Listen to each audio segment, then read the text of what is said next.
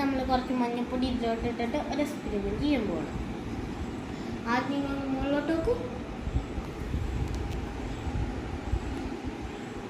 Okay, മഞ്ഞൾപ്പൊടി ഇട്ടാൽ അവിടെ ഇരിക്കുക, ഇട്ടുതരും.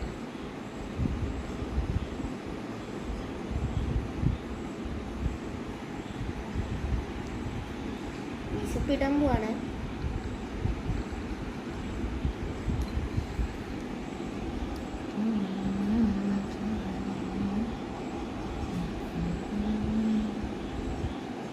എക്സ്പെരിമെൻ്ററി